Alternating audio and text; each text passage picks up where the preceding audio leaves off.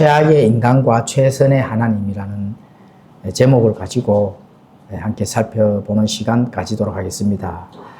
제목이 왜 최악의 인간과 최선의 하나님인가? 자, 지금까지 우리가 요한복음 이제 13장에서 17장까지 함께 나눠봤는데요. 이 성경 안에 이 내용이 예수님께서 이 다락방에서 그 설교 강화를 한 예수님의 제자들의 그 믿음도 강화를 하고 또 신앙의 여정에서 바른 하나님의 일을 마칠 수 있도록 이런 부분들을 예수님께서 제자들과 또 많은 사람들에게 이렇게 설교를 강하게 하셨습니다. 그리고 그러한 것들을 이제 사도 요한이 잘 기록을 마치게 되었는 거죠. 그래서 사도 요한은 바로 예수님의 이 마지막 가르침을 매우 비중 있게 세밀하게 기록해 두었습니다. 요한복음 이제 18장 1절에서 27절까지의 이제 마지막 상황. 27절 이후에는 이제 예수님께서 직접 십자가에 달리시기 위해서 빌라도 그 법정 앞에 이제 서는 그런 대목이 나오는데, 자, 먼저 요한복음 13장에서는 예수님께서 이 다락방 그 강화의 이 설교를 하실 때 바로 제자들의 발을 씻기시고 또 새로운 명령, 너희가 서로 사랑하라 하는 이 명령을 이제 해 주십니다. 그리고 요한복음 14장에 가서는 이렇게 이제 근심하는 제자들을 향한 위로를 해 주시죠. 내 아버지 집에 거할 곳이 많다. 이렇게 이제 말씀 이제 하시고 또 성령님을 통해서 위로자를 보내주신다는 이런 또 약속도 해주시고, 요한복음 15장에서는 또 참 포도나무와 가지, 그 포도나무 비유를 통해서 이 세상에서 참된 고난 겪어 나가는 결과는 바로 그 열매다 하는 이런 부분들도 설명을 해 주셨습니다. 그리고 요한복음 16장에서는 성령님의 사역과 세상을 이기시고 하신다는 그 승리의 선포, 담대하라 내가 세상을 이겼노라, 이런 걸 우리가 지난 과정에서 공부를 했습니다. 그리고 지난주에 바로 17장 예수님의 그 기도, 세 가지 기도를 공부를 했거든요. 제자들과 믿는 자들을 위한 그 위대한 이 세 가지 기도를 이제 공부했습니다. 이제 예수님께서 18장에 와서는 바로 제자들과 함께 또 다락방을 나와서 기드론 시냇가 이걸 이제 건너가는 그런 이 사건을 이 18장에서 이제 나타납니다. 바로 겟세마네 동산으로 기도하러 가시는 그 과정이 기록이 됐습니다. 자, 18장 전체의 그 본문을 한번 요약 설명을 하도록 하겠습니다. 자, 인간은 자신의 최악을 행한다. 그렇지만 하나님은 이미 대언된 대로 자, 그 예수 그리스도의 그 자신의 그 행한 그 일들을 하기 위해서 최선으로 응답해 주시는 그 예수님. 그 예수님은 바로 그러한 것들을 마치시려고 그러한 길로 가셨다. 이렇게 이제 볼 수가 있습니다. 자, 왜 인간은 자신의 죄악을 행하는 것인가? 로마서 5장 20절에 가보시면 죄가 넘치는 곳에 은혜가 더욱더 넘쳤다. 그렇죠. 죄가 있는 곳에 죄인은 최악으로 갈 수밖에 항상 없거든요. 그렇지만 예수님께서는 그분의 하실 일들은 최선으로 행하신다. 인간은 최악으로, 또 예수님은 최선으로 행하신다. 이렇게 이제 되는 겁니다. 그렇다면은 우리가 성경 기록의 많은 부분들 그렇게 나누어 볼 수 있는 부분들이 많습니다. 첫째 아담 창세기 2장에 가보시면은 그 에덴의 동산에서 하나님께 불순종하는 그런 일들이 이제 나타나고 그것을 통해서 죄와 사망을 이 세상에 가지고 들어왔다 하는 그런 부분들을 알 수가 있습니다. 그리고 그 죄와 사망을 가지고 들어온 그 대가로 하나님의 영원한 에덴의 동산에서 쫓겨나게 된 사실을 우리 창세기 기록을 통해 알 수가 있는 거죠. 자, 그러면은 마지막 계시록에 가서는 무슨 동산이 나올까요? 영원한 하나님의 왕국. 그 동산이 이제 다시 또 세워지는 겁니다. 계시록 21장, 22장. 바로 예수님께서 그 구속 사역의 끝으로 다시 저주와 죄와 사망이 없는 그런 하늘의 영원한 동산, 새 예루살렘이 바로 세워지고 이 성도들에게 주시는 그 장면이 나옵니다. 자, 그래서 우리는 그 새 예루살렘을 기다리고 있는 예수님의 신부 성도다, 이런 것들을 이제 알 수가 있는 거죠. 자, 그러면은 예수님의 구속 사역의 그 지형과 명칭을 한번 살펴보도록 하겠습니다. 이제 예수님께서 18장의 이 내용 안에 나오는 그런 이제 용어들이 겟세마네, 이 겟세마네는 오일 프레스, 기름을 짜는 틀이라는 그 뜻을 가지고 있습니다. 그래서 올리브 열매가 틀에 눌려 기름을 짜내듯 우리 예수님께서 구속의 사역을 위해 하나님의 심판 또 진노, 바로 그 기름 틀 친이 어떻게 될까요? 통과를 해야 된다. 그렇죠? 피할 길이 없는 거죠. 자, 이것을 이제 와인틀이라고 합니다. 이사야서 63장 3절에 가보시면은 그렇게 기록이 되어 있습니다. 자, 그러면 예수님께서 십자가에 달리시고 그 진노의 하나님의 심판의 그 틀에서 이렇게 심판을 받는다 하면은, 자, 그런 거를 이제 상상을 하면서 예수님께서 이제 겟세마네 동산으로 가실 때 어디를 지나가야 되느냐 하면은 기드론 시내가를 지나가야 됩니다. 그렇죠. 그런데 어둡고 침침한 그런 장소인데 그 시내 물이 흐르는 시내입니다. 그냥 시내가. 거기에 보면은, 자, 예루살렘 성전에서 흘러나오는 늘 피가 물이 흘러나오는 것이 아니고 늘 피가 지나가는 것이 바로 기드론 시내가입니다. 기드론 시내. 그래서 성전에서 드려진 희생 헌물이 피가 늘 검붉게 물든 이 시내가가 가득 통과하는 그 시내가를 예수님께서 지나가면서 과연 무슨 생각을 하셨을까?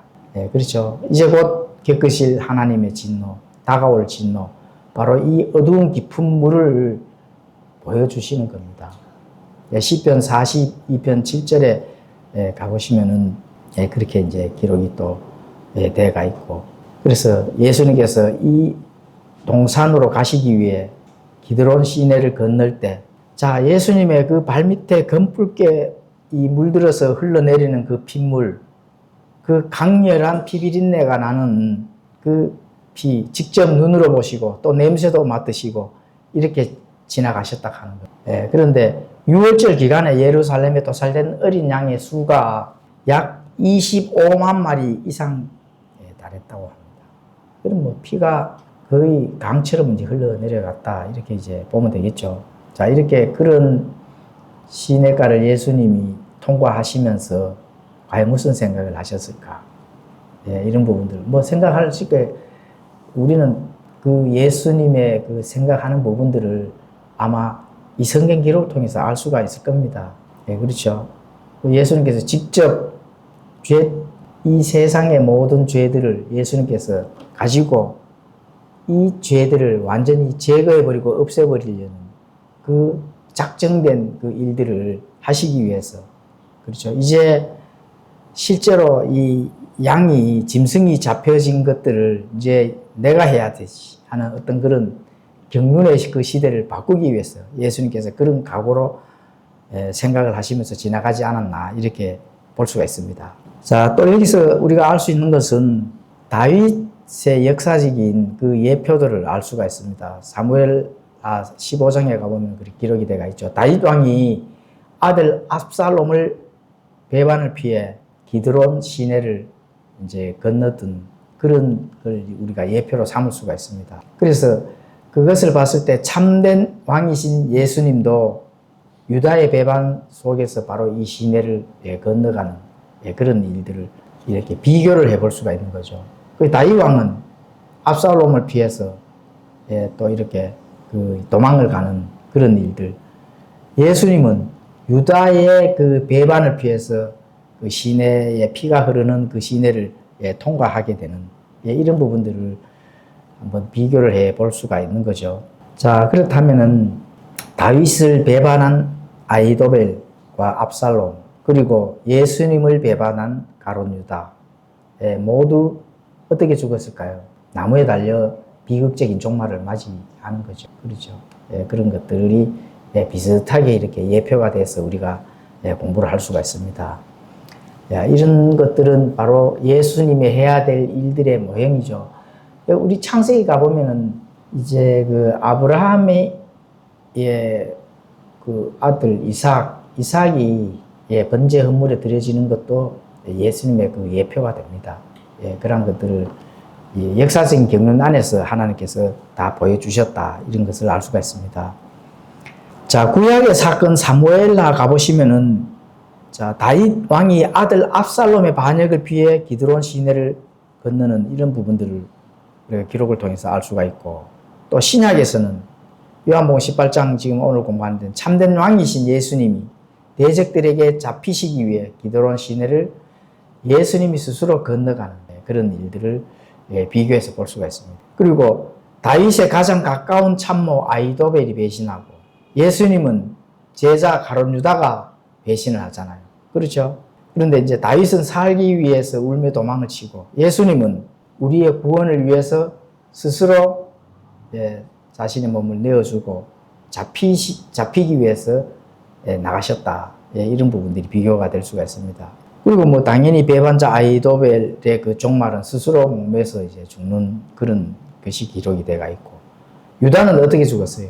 유다도 스스로 목매어서 죽었다. 이렇게 이제 볼 수가 있습니다. 자, 이런 부분들이 이제 비교가 될 수가 있는 거죠. 자, 짐승을 잡는 것은 구약의 그 율법에 나타난 것은 자, 예표, 그림자입니다. 그림자. 예, 실제적인 어떤 그런 일들이 안 되겠죠. 그래서 그 그림자, 짐승의 피가 흘러가는 것들을 예수님께서 그 시냇물을 건너며 하나님의 어린 양이신 예수님은 진짜로 어린 양으로 이렇게 십자가에 달리시고 지금까지 많은 어린 양들이 죽었잖아요. 그렇죠?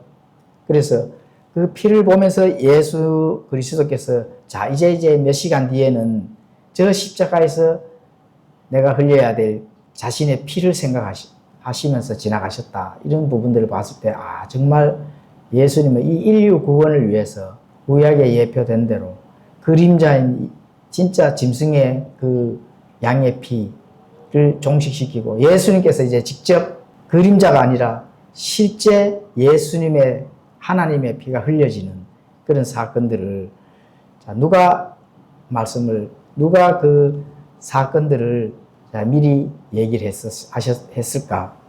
바로 침례자 요한이죠. 네, 침례자 요한. 세상 죄를 제거하시는 어린 양을 보라. 네, 요한복음 1장 29절에 이렇게 기록을 합니다. 네, 세상 죄를 제거하시는.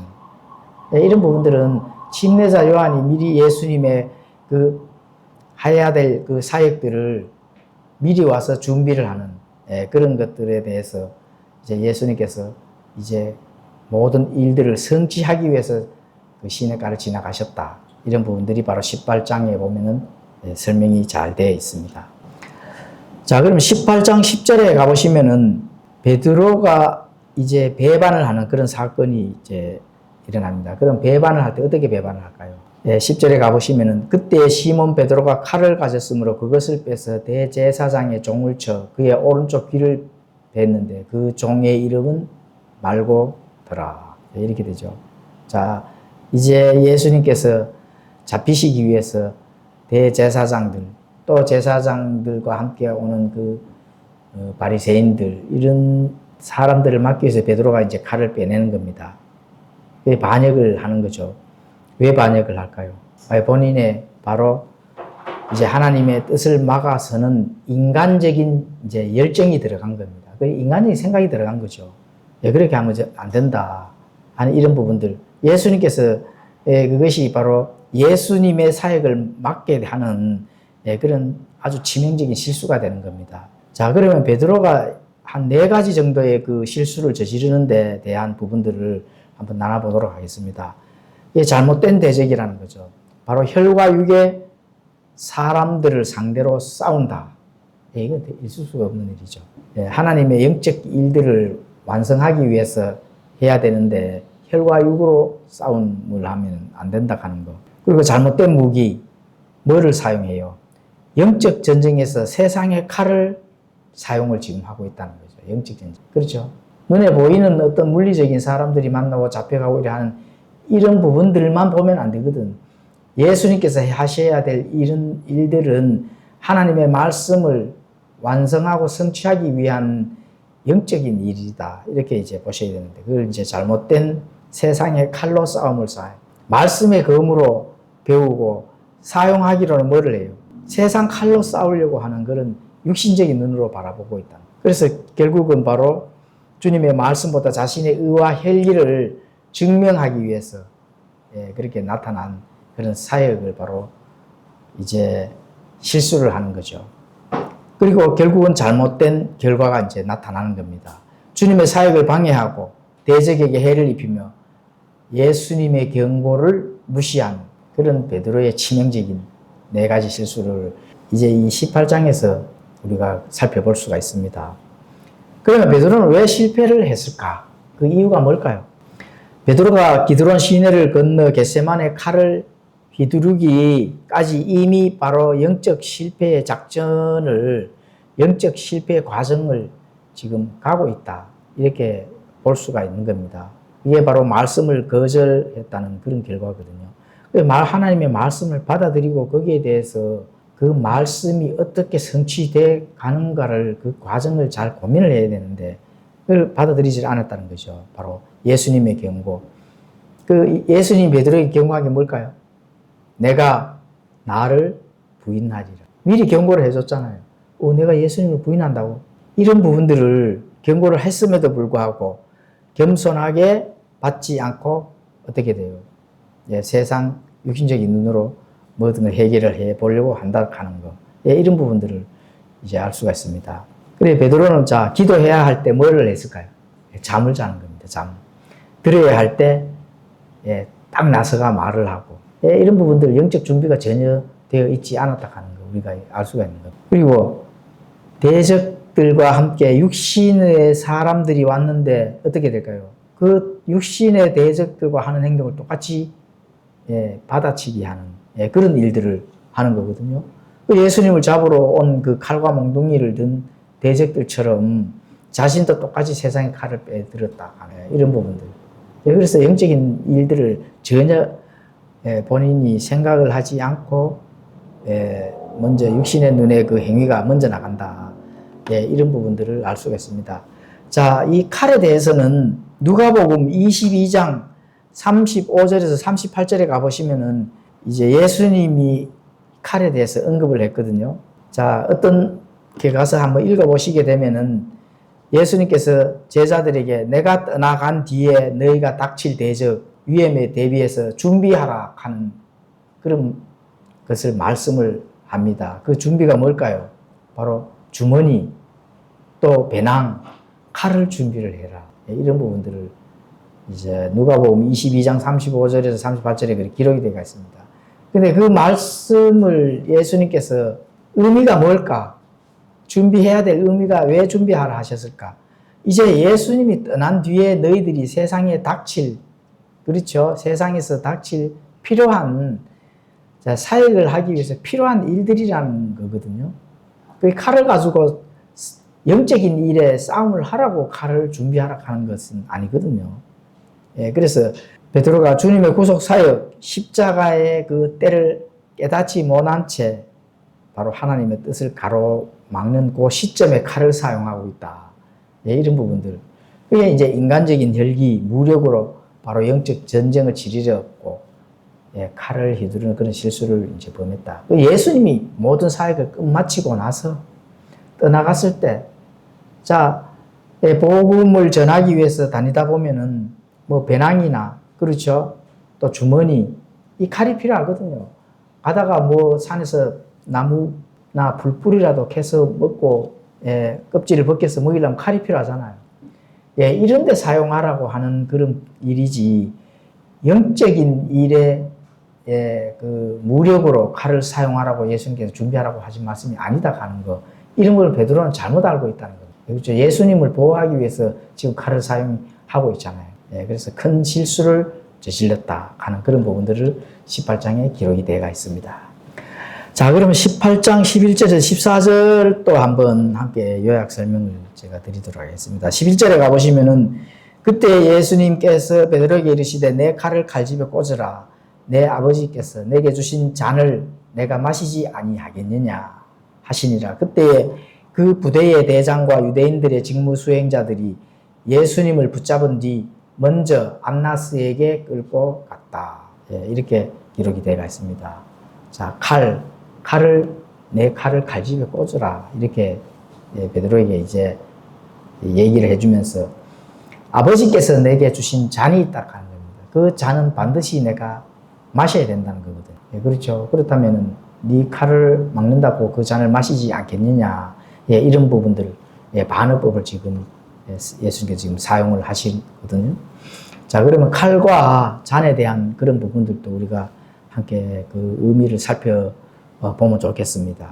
베드로의 손은 이 땅에서 그 육신의 그 진짜 칼, 이 칼을 가지고 있는 거잖아요. 그래서 이 칼은 하나님의 뜻을 거스르고 마땅히 해야 될, 이루어져서 끝을 내야 될 그 십자가 구속 사역을 막아서는 인간의 혈기 또 반역으로 지금 알 수가 있습니다. 그것을 그렇게 사용을 한다 하는 거는.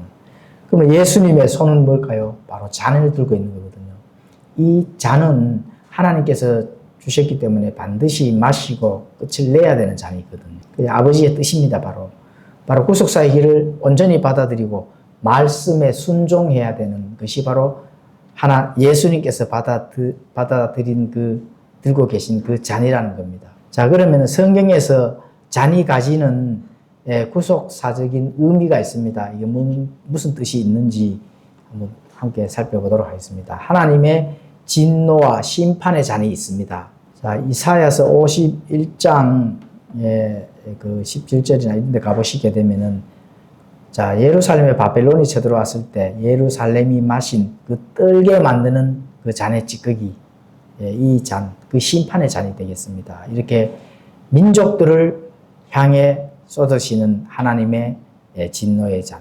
이것도 예레미야 25장 15절에서 28절에 또 기록이 되어 있습니다. 그래서 심판의 잔, 이런 진노의 잔, 이걸 잔으로 이렇게 비유로 예수님께서 지금 말씀하고 계시는 거거든요. 그래서 성경에서 그렇게 이제 잔으로 그 기록이 되어 있습니다. 그리고 또 이 성경에서 나타나는 잔은 고난과 단절의 잔이 있습니다.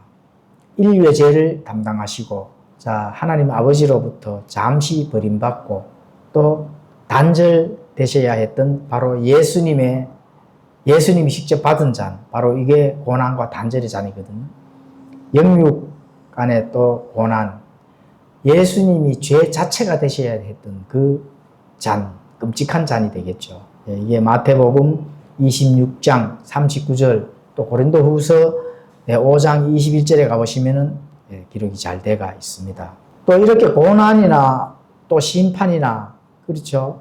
이런 잔만 성경에 표현이 된 게 아닙니다. 위로와 기쁨의 잔도 있습니다. 바로 위로의 잔. 예레미야 16장 7절에 가보시면은 아주 하나님께서 이 하나님의 백성들에게 위로의 그 잔에 대한 부분들을 말씀하시는 기록이 있으니 한번 읽어봐 주시면 좋겠습니다. 그리고 넘치는 기쁨의 잔이 있습니다. 시편 23편 5절에 가보시면은 넘치는 기쁨의 잔, 이렇게 이것도 잔으로 또 이렇게 표현을 했습니다. 또 구원과 은혜, 기쁨을 실제로 나누는 잔. 이거는 오늘날 지금 하나님의 은혜의 격려 시대에 그 실행을 하고 있죠. 구원의 은혜, 기쁨을 실제로 나누는 잔이 무슨 잔이에요? 주의 만찬이 되잖아요. 그 잔으로 우리가 마시잖아요. 그렇죠? 마태복음 26장 27절, 28절에 가보시면은 예수님께서 주시는 그 마지막 만찬. 그런 것들이 다 잔으로 되고 또 기쁨을 실제로 이 잔을 통해서 나누는 그런 잔이 되겠습니다. 자, 그러면은 이제 예수님께서 곧 십자가에 이제 달리셔야 되는데 예수님께서 고난의 잔을 담대히 받아들일 수 있었던 이유가 뭘까요? 이거는 아버지께서 주셨기 때문에 그렇습니다. 아버지께서 주셨기 때문에. 자, 시편 40장 10장 8절에 가보시면 완벽히 성취되는 하나님의 말씀이 기록이 되어 있습니다. 오 하나님이여 내가 주의 뜻 행하기를 기뻐하오니 참으로 주의 법이 내 마음속에 그렇죠. 이걸 뭐 고백을 한다고 하면 예수님도 이런 고백을 한다고 하면 아버지께서 주셨는 그 아버지의 뜻을 예수님께서 이루시기 위해서 그 잔을 기쁘게 마시고 계신다. 그리고 마시고 완성한 일을 끝을 내실 수 있는 것은 바로 아버지께서 주셨다 하는 그런 부분들을 알 수가 있습니다. 그리고 성도들을 향한 그 위로가 될 수가 있습니다. 우리 삶에 찾아오는 고난, 시련, 잔 이런 것도 그 안에 아버지의 사랑이 들어있고 또 그 사랑이 어떻게 돼요? 허락하셨다. 이렇게 이제 볼 수가 있습니다. 예수님께서 이미 모든 진노의 잔을 마셨기 때문에 성도가 마시는 고난의 잔에는 우리를 해칠 독이 들어있을까요? 없을까요? 당연히 없죠. 예수님께서 잔을 마시고 모든 것을 성취한 그 고난의 잔은 그 안에는 뭐가 없다고요? 우리를 해칠 독이 전혀 들어있지 않다. 그렇죠? 그럼 뭐가 있을까요? 마침내 영광으로 나아갈 재료가 된다. 그 고난이 재료가 된다는 거죠. 우리가 이 땅에서 어떠한 어려움이나 또 살아가는데 힘을 낼 수 있는 것은 아버지께서 주신 그 잔 안에는 독이 들어있지 않다는 거. 그건 뭐 100%잖아요. 그래서 그러면은 그 고난이 뭐가로 바뀐다고요? 마침내 영광으로 나아갈 재료가 되기 때문에 우리가 그걸 이기고 나가는 겁니다. 그렇죠? 그게 잔이라는 거죠. 기쁨의 잔, 고난의 잔. 이런 하나님께서 주신 잔 안에는 독이 없기 때문에 우리가 영광의 잔으로 나아갈 수 있는 힘을 믿고 그것을 행하기 위해서 나아간다. 이런 것들을 성경 기록이 우리에게 나타내주고 있습니다. 자, 12절에서 14절은 안나스 앞에서 불법적인 신문이 이루어지는 대목이 나옵니다. 18장에 뭐 나중에 한번 일일이 읽지는 않겠습니다. 읽어보시고 오늘 이렇게 나누는 것들을 잘 생각하셔서 이런 대목은 예수님께서 이렇게 하셨구나 하는 그런 분들을 기억하시면서 성경책을 나중에라도 읽어보시면 좋겠습니다. 자, 안나스는 대제사장직인데 해임이 되었다는 겁니다. 해임이 되었는데 여전히 실권을 쥐고 예수님이 그 안나스 앞으로 가서 지금 신문을 받게 되는 겁니다. 그 집 안으로 지금 끌려 들어갔어요. 근데 현재 대제사장도 아니면서 자, 그렇다면 왜 그래 됐을까? 바로 부패한 종교 권력 때문에 그렇습니다. 율법에 의하면 대제사장직은 평생직이거든요. 평생직인데 근데 그때 당시 로마의 정치적 결탁에 의해서 어떻게 돼요?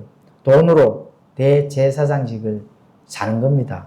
그렇죠. 그렇게 거래가 돼. 대제사장직이 하나님의 말씀에 율법에 준하는 그런 평생 해야 되는 그런 부분들을 이제 해임이 되고 또 해임이 되고 돈만 주면 대제사장직을 살 수 있는 그런 부패한 종교 권력의 시대였다. 이렇게 보시면 됩니다. 자, 그래서 불법적인 불시에 그런 불법적인 신문을 하셨다. 자격도 없는 대제사장이 예수님을 지금 신문하고 있다 하는. 그렇죠. 그런데 율법에서의 그 신문은 정상적인 유대인들의 그 재판은 증인을 먼저 불러서 또 증인의 그 대한 부분들을 증거를 들어야 되는 거거든요. 그런데 어떻게 돼요? 안나스는 정식 재판관도 아닌데 증인도 없고 바로 예수님의 불러서 그 피고인이잖아, 그죠? 직접 신문하며 그리고 뺨까지 치는 그런 무력을 사용한다. 여기 22절에 그렇게 기록이 되어 있습니다. 너무 화나죠. 정식적인 그래 불법적으로 신문하면서 예수님의 그 뺨까지 치는다 하면은 얼마나 화가 날까, 그렇죠? 그리고 이렇게 합니다. 너희와 결탁한 사람들 누구야? 빨리 이름 다 대. 이렇게 되잖아. 예수님께서 이름을 댔을까요? 안 되죠. 베드로도 같이 있었잖아요. 그런데 예수님께서는 끝까지 베드로를 보호해 주신다. 자, 그래서 이 예수님의 제자들이 누구야 빨리 불어 이렇게 지금 불법적인 신문을 하는 가운데서 추궁을 하는데 바로 제자 베드로가 어떻게 돼요? 그 겟세마네에서 칼을 휘둘렀는 걸 이 대제사장, 이 종들도 보고 다 봤거든요. 다 봤는데 예수님께서 끝까지 어떻게 돼요? 침묵을 하셨다. 그렇죠. 그리고 자신의 가르침에 대한 부분들만 지금 안나스와 대화를 하고 있는 겁니다. 그리고 제자들에 대해서는 한마디도 언급하지 않으시는 그런 일들을 지금 이 18장 22절, 12절에서 14절 이렇게 이제 또 기록이 되어 있습니다. 자, 그러면은 베드로는 어떻게 됐을까요? 물론 베드로는 배신을 했죠. 그런데 이 베드로가 예수님을 부인하고 있는 그 순간에 바로 제자들의 이름이 예수님은 이 제자들이 끌려 나오지 않도록 완벽하게 보호해 주신다. 예수님께서 직접 이 땅에 계실 때 모든 제자들, 백성들까지도 보호를 하잖아요. 그렇죠? 죽은 지 나흘이나 되는 나사로도 예수님께서 직접 살려주시고 그 슬픔을 이길 수 있도록 해주시고 또 평생 그 안질병이로 살던 그 안질병이도 이렇게 일으켜 주시고 이렇게 예수님께서 육신적으로 이 땅에서 있는 동안에 보호하시고 안전하게 예수님에 속한 그 백성들을 지켜주시고 보호를 해주셨다는 겁니다. 그럼 예수님이 떠나가신 다음에 어떻게 될까요?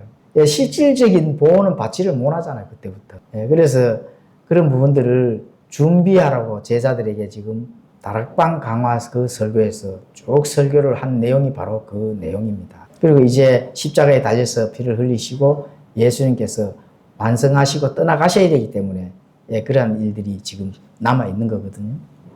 자, 그러면 요한복음 18장 15절에서 또 27절까지 한번 함께 요약 설명을 해보도록 하겠습니다. 드디어 베드로가 예수님을 부인하는 그런 대목, 그런 위치까지 왔습니다. 8장 25절에는 시몬 베드로가 서서 몸을 녹이고 있었으므로 그들이 그에게 이르되 너도 그 사람의 제자들 중 하나가 아니냐 하며 그가 부인하여 이르되 나는 아니라 하니라. 그때 베드로가 다시 부인하며 즉시 수탉이 울더라. 자, 칼을 빼서 예수님을 보호하기 위해서 그 대제사장 종의 귀를 치는 그 담대함을 얻으러 가고 벌써 이렇게 부인을 하는 겁니다. 그것도 예수님을 부인하고 있습니다. 예수님을. 배교하는 거죠. 다시 말하면. 그렇죠. 그 최악의 인간입니다. 최악의 인간. 뭐 하나 그 안에서 선을 한번 찾아볼 수 없는 최악의 인간이 바로 인간이다. 그렇지만은 자, 이 베드로가 예수님을 부인하는 것들을 시편 1편 1절 그렇죠. 이걸로 한번 연결해서 한번 살펴보도록 하겠습니다. 베드로가 지금 어떤 걸로 지금 연결이 되느냐. 하나님의 계획대로 걷지 아니하는. 그렇죠. 인간의 혈기로 지금 예수님의 사역을 막아서는 거거든요. 그리고 또 이제 잡히니까 부인까지 하고, 배교하고, 이렇게, 천방지축으로 지금 신앙이 그렇게 된 거거든요. 예수님께서 피하라고 하셨음에도 도망치지 않고 무리와 섞여 대제사장의 뜰로 걸어 들어가서 예수님의 사역을 막아버리는 그런 일들을 지금 베드로가 했다는 겁니다. 그리고 지금 또 예수님을 배반하고 위치가 어디에 위치해서 있어요? 죄인들의 그 위치에 서서 구경하고 있는 그런 위치에 지금 서가 구경하고 있는 겁니다. 아닌 척. 나는 예수라는 분은 잘 모릅니다. 그래서 어떻게 해요? 죄인들의 길에 서서 구경한다. 위치가 싹 바뀌어버린 거죠. 예수님의 대적들이 피어놓은 숯불가에 그들과 함께 서서 불을 쬐고 구경하고 있는 지금 장면입니다. 그렇죠. 예수님을 저주까지 하고 이렇게 하잖아요. 그리고 조롱하는 자들의 자리에 앉아 자신의 이득과 만족을 지금 느끼고 있습니다. 나 부인하고 하면 그래 나는 안전하지 이렇게 만족을 한다는 거죠. 그리고 마침내 대적들과 함께 손을 잡고 타협하고 이래 그 자리에 앉아서 자신의 이득을 취하는 그런 베드로. 그렇죠. 그리고 완전히 땅이 이제 떨어지는 거죠. 자, 그럼 베드로가 지금 3번 부인을 한 거에 대한 부분들을 한번 살펴본다 하면은 여종이 너도 이 사람의 제자 중 하나가 아니냐 이렇게 딱 지목을 해서 바로 그 여종은 직접 봤거든요. 예수님과 같이 있는 거. 근데 베드로 지금 뭐라고 지금 반박을 해요. 나는 아니다. 그때 예수라는 사람 같이 있는 그 사람은 내가 아니야. 다른 사람이야. 이렇게 되는 거거든요. 예, 그렇죠. 그리고 이제 불을 쬐는 그 무리들, 주변에 있던 많은 사람들이 베드로를 향해 동시다발로 너가 맞다. 분명히 내가 봤다는 거거든요. 근데 베드로는 어떻게 돼요? 저주까지 이제 예수님을 저주를 하는 겁니다. 예수님을 저주하는 거. 그리고 그 이제 말고의 친척 26절에 가보시면은 내가 그 사람과 함께 동산에 있는 것을 내가 분명히 보지 아니하였느냐. 내가 봤다는 거거든요. 예. 그리고 베드로는 어떻게 돼? 그래 됐을 때 저주하고 맹세까지 하고 예수님을 이제 부인하는 배교를 하는 거죠, 다시. 여기 마태복음 26장 74절에 보면 이제 그렇게 기록이 되어 있습니다. 그렇게 됐을 때 뭐가 울어요? 예, 그 시간에 이 저주까지 하고 맹세까지 하면서 배신하는 그 시간에 뭐가 울지요? 닭이 이제 우는 겁니다. 예, 그렇죠? 자, 그래서 이 닭 울음 소리가 갖는 세 가지 우리 영적 의미도 한번 함께 나눠보도록 하겠습니다. 이거 단순한 자연현상이 아니거든요. 그 시각에 딱 맞춰서 베드로가 딱 배신하는 그 시간에 딱 맞춰서 닭이 어떻게 울어요? 물론 뭐 우연의 일치로 울 수도 있지만 그런데 왜 울어요? 예수님께서 예고를 했거든요. 딱 그 울음소리에. 그 조용한 그 새벽 그 3시 너희는 나를 3번 부인하고 닭이 울 것이다. 이렇게 예수님께서 미리 예언을 했기 때문에 닭들은 당연히 창조주 하나님께서 이미 딱 예고를 하면은 움직일 수밖에 없죠. 그래서 자연현상이 아닙니다. 그냥 명령에, 이 닭들도 명령에 순종을 하는 겁니다. 그 시점 딱 돼서 전부 울어 이렇게 되는 거죠. 예, 그렇죠.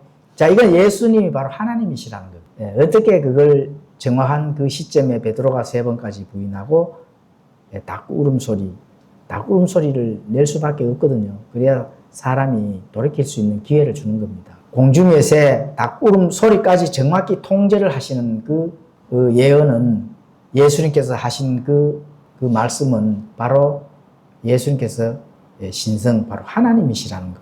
이거 온 우주의 통치자시다. 이런 부분들을 알 수가 있습니다. 물고기, 나귀에 이어 닭까지 통제를 하신다 하는 거. 그건 사람이 할 수 없는 일이죠. 그렇죠? 자, 닭이 울면은 바로 그 시점에 깨우침과 회개가 일어난다 하는 예수님께서 말씀해 주셨는 거거든요. 닭이 울 때 예수님께서 돌아서서 베드로를 바라봤거든요. 베드로를 바라봤을 때 그 베드로에게 너가 배반한 것에 대한 부분들을 경고를 하시는 것이 아니라 사랑과 은혜의 눈빛이 베드로의 심장을 깨뜨렸다. 너희가 배반하지만 그것은 바로 그 배반한 것에 대한 경고가 아니라 은혜의 눈빛으로 베드로의 심장을 깨뜨렸다 하는 거. 그렇죠? 그래서 그 베드로가 어떻게 돼 있어요? 나가서 통곡하며 회개를 하는 장면이 이제 나오잖아요. 그래서 닭 울음소리는 통곡하며 회개를 하고 또 새날이 밝아오는 그런 것들을 우리가 그림으로서 한번 그려보면 좋겠습니다. 새날 시작, 통곡하고 회개하고 베드로가 거기에서 다시 태어나는 일이 일어나는 거거든요. 당시 닭 울음의 그 밤의 시각을 알리는 바로 이 닭은 파수꾼입니다. 파수꾼의 역할을 예수님이 명령을 했기 때문에 일제히 닭 울음소리로서 베드로도 회개하고 새날도 밝아오는 그런 바로 시점의 출발선이 된다. 이런 걸 알 수가 있습니다.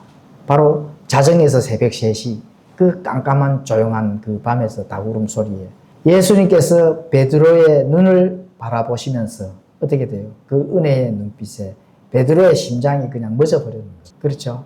회개와 통곡이 일어나는 그 시점을 예수님께서와 베드로의 교감이 일어난 거죠. 다시 말해. 그렇죠? 그렇게 볼 수가 있습니다. 새로운 날이 바로 밝아옴을 선포하는 그 시각이다. 이렇게 이제 보면 좋겠습니다.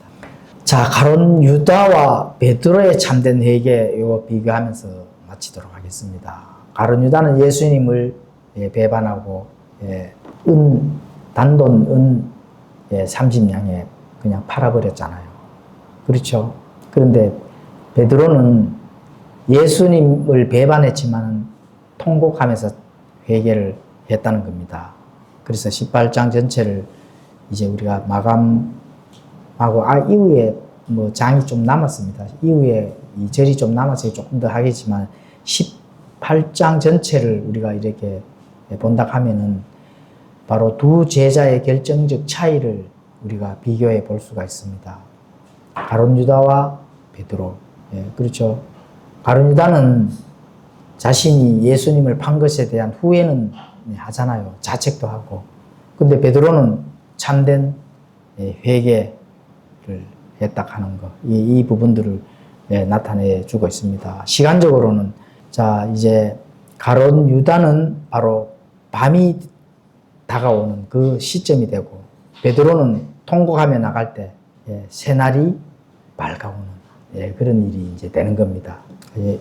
요한복음 18장 27절에 가보시면은 새날이 밝아온다는 겁니다. 베드로에게는. 가룟 유다는 그렇죠. 어두움이 다가오고 있는 그런 시점이 되는 거고.